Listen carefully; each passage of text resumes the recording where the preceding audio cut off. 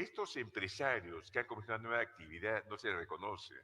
Hablar de políticos, se debe meter uno político empresario. Guimoye, ministro de Odría, un tipo que se da huérfano a los 14 años, comienza a trabajar de origen muy humilde, comienza a trabajar en una bodega, comienza a hacer un poco de ahorros, comienza después a trabajar en un bar en Ica, escuchar a los boneros, comienza a comprar un poco de tierras, se convierte en un propietario de una cantidad de hectáreas realmente importante y rico. Los hacendados iqueños lo quieren nombrar como senador, el senador después ministro de Economía de Odría. Y el tipo vende todo para meterse y invertir en la selva. Y en Bagua comenzó a construir realmente una actividad importante. Fue expropiado por la reforma agraria y después a los 90 años iba un colectivo a buscar que le paguen la deuda agraria. Bienvenidos a este espacio. El presidente del Banco Central de Reserva, Julio Velarde, ha hecho recientemente en CADE reflexiones que podrían quedar para la historia. Una de ellas señala que pocos en el Perú conocen su propia historia económica, lo cual incide notablemente en lo bien o mal que pueda ir, en este caso más para mal la economía. Según él, esto es el desprecio al trabajo arduo de muchos empresarios que son vistos como monstruos de la laguna.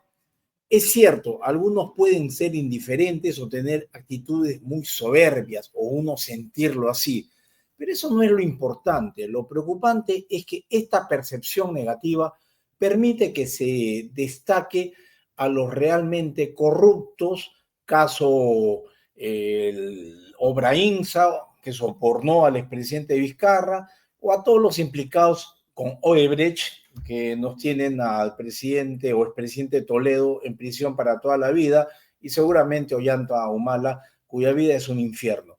La imagen de los empresarios en el Perú es esencialmente mala, ha dicho Velarde.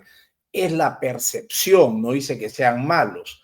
Pero sospecho que en parte esto se debe a una dosis de envidia y también un poco de ingenuidad de ellos en el arte de manejar las impresiones, porque no ven que esas impresiones son un activo que puede traerte a la larga o un pasivo como a alguien como al burro Castillo.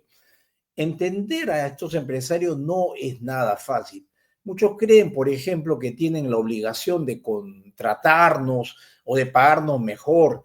Y sí, puede parecer que son tacaños, amarretes, pero no olvidemos que detrás de ellos también hay accionistas, metas financieras y presiones, y en algunos casos ni siquiera ellos son los que parecen ser dueños del negocio, sino testaferros, empleados que están manejando fondos de inversión de lugares que ni siquiera te puedes imaginar o que están protegiéndose de una expropiación en Perú. Lo que no vemos y que deberíamos valorar es el impacto positivo que tienen en el país. Estos empresarios con todas sus imperfecciones, torpes, a veces brutitos, a veces con la sutileza de un elefante cruzando una cristalería social en este caso, son rostros, sin embargo, el rostro más confiable de Perú. Son como Machu Picchu, porque muestran al mundo que este país todavía puede ser alguien que te puede colocar un arándano en tu boca o te puede dar a los países árabes o a quien sea un lingote de oro de pureza. Son como locomotoras que impulsan sectores enteros, muy diversos, ya sea en agricultura, la tecnología, en el campo minero, digo, o cualquier otro campo. Pero curiosamente, en el Perú admiramos a deportistas o figuras públicas que no nos dan un solo centavo, pero despreciamos al empresario que genera empleo y riqueza. Es una cosa un poco rara esta, ¿no? Los políticos siempre están quitándole impuestos por aquí, por allá. Yo no digo que no sean muchos evasores y repito, unos tacaños, hasta miserables en algunos casos, pero a veces es una necesidad. Julio Velarde también ha recordado en ese sentido, en esta presentación CADE, unos casos históricos que vale la pena recordar, como el de Emilio Guimoye. ¿Quién fue Emilio Guimoye y por qué Velarde, un hombre tan preclaro, lo menciona? Emilio Guimoye ha sido el ministro de Odría. Él nos refirió en base a alguien que recogió su historia, ¿no? quien transformó la selva, en este caso de Bagua, con inversiones nada menos que en algodón y arroz. Claro, se vio que había un montón de agua y a falta de irrigaciones ya tenía la lluvia, ¿no? Pero a pesar de sus logros, su operación fue expropiada durante la reforma agraria y terminó sus días muy pobre, cobrando una deuda agraria a los 92 años. Y para lo cual este hombre, que era un próspero político, digamos también empresario, iba en un microbús a ir a cobrar su deuda agraria actualmente de unos 30 millones de dólares. Hoy día los nuevos empresarios, aquellos que innovan en sectores que jamás se imaginarían, están aislados, viven en sus guetos. Nadie les presta atención, salvo medios especializados o bien también aquellos que simplemente quieren que les paguen por decir alguna lisonja que a veces por una escasez de reconocimiento, a veces su propia familia, la aceptan. ¿Pero por qué? Se aíslan probablemente por un temor a la envidia, a los secuestros, a las extorsiones, incluso a la misma familia que muchas veces le quiere picar sin hacer nada, o porque están demasiado ocupados trabajando. Pero aún así su impacto es enorme. Y Velarde ha destacado, en este caso, a los agroexportadores de los 2000, a quienes llamó los pioneros. Estos empresarios, como dice, transformaron al país en un referente mundial de la agricultura no tradicional. No estamos hablando de quinoa, no estamos hablando de papa, nada, ¿no? Además de hacerse ricos, estos empresarios generaron y actualmente generan, no solo los agroexportadores, mineros, etcétera, valor para la sociedad. Nos muestran que es posible, él dijo, o se entendió, llegar lejos, que se puede ser competitivo a nivel mundial, pese a las brechas, pese a toda la situación que hay en el Perú. Y que es algo importante, se debe reconocer sin importar si ellos prefieren mantenerse al margen o si no buscan protagonismo. Lo relevante es no quiénes son, sino lo que aportan. Aunque debería ser también el quiénes son, hay mucha gente valiosa. Julio Velarde tiene razón, necesitamos, sin duda, como él dijo, más visionarios. Hay mucha gente que está súper educada en el Perú, que han pagado un montón de plata por colegios caros, por universidades, que se están yendo, pero a ríos, al extranjero. Es decir, está bajando la masa crítica del país. Se necesita entender que el valor que crean estas personas, empresarios, le guste o no le guste, es vital para el país. Ellos generan la confianza, vienen las empresas, pagan impuestos y es el canon que tienes en tu municipio. Dejemos de idealizar a esos arquetipos como el burro, mirar para abajo, o al pelotero tatuado, al achorado, o a políticos como Vizcarra. Creo que hay que mirar hacia adelante, a quienes realmente han construido el futuro.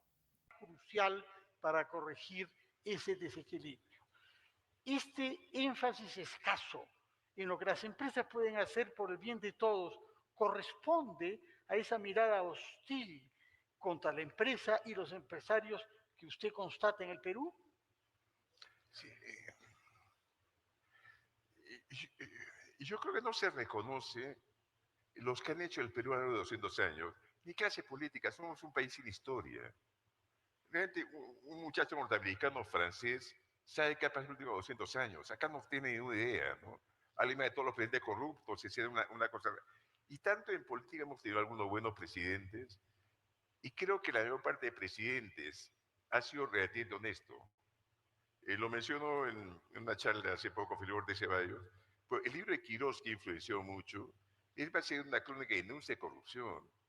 Cuando uno lee Basadre y ve que Piero se inclina, tiene un parche atrás del pantalón, uno nota que es exagerado ese nivel de... Pero igual con empresarios. Richard Webb tenía planteado hacer una historia de estos que en 1840, 1870 introducen una nueva actividad y hace crecer el país. Acá creo, no estuve para toda la charla de Elmer, porque realmente después de la guerra con Chile, la sensación que había en el país, y esto me botó de la Puente y Candamo, que ya murió, era que éramos un país casi inviable. y seguimos adelante. Y vivimos una época de oro, se fundó la Bolsa de Valores, Cámara de Comercio, etcétera. Pero estos empresarios que han comenzado una nueva actividad no se les reconoce. Hablar de políticos, se debe meter uno, político empresario. Guimoye, ministro de Odría, un tipo se da huérfano a los 14 años, comienza a trabajar de origen muy humilde, comienza a trabajar en una bodega, comienza a hacer un poco de ahorros, comienza después a trabajar en un bar en Ica, escuchar a los negros, comienza a comprar un poco de tierras, se convierte en un propietario de una cantidad de hectáreas rentada importante y rico. Los hacendados iqueños lo quieren nombrar como senador. El senador después ministro de Economía de Odría. Y el tipo vende todo para meterse y meter en la selva. Y en Bagua comenzó a construir realmente una actividad importante. Fue expropiado por la reforma agraria y después a los 90 años iba un colectivo a buscar que le paguen la deuda agraria. Lo cuento, este era político y empresario. Pues han sido muchos que han comenzado una actividad. Y eso no se le reconoce. Y debemos impulsar más bien todos estos que busquen una nueva forma de hacer dinero en el país con una actividad que también promueve empleo. Y eso es sumamente importante. Los nuevos que aparecen en sectores que no nos imaginábamos. Conversaba, acá, los chilenos me decían, felizmente ustedes no producen cerezas, pues no hay clima. Felizmente en Arequipa se pueden producir cerezas. Y si parte de las tierras, no, da el clima, el resto del país en la costa no da. Y cerezas, el potencial podría ser hasta $3.000 millones de exportaciones. No, lo que hay un montón de sectores que no voy a mencionar porque hay gente viva. Hay muchos de los que conocemos que se han ido a un sector, lo expandido, etc. Y más de esa gente necesitamos. Casi los visionarios, los que tienen una nueva actividad, un nuevo cultivo. El milagro que hemos tenido en la exportación es una cosa sorprendente. Y los primeros han sido pioneros realmente, ¿no? Eso en varios campos, no me voy a meter. Y eso debemos impulsar. O sea, necesitamos estos empresarios que hacen de la sociedad de empresarios que sean más responsables, ¿no? Y que también comuniquen de una forma u otra, ¿no?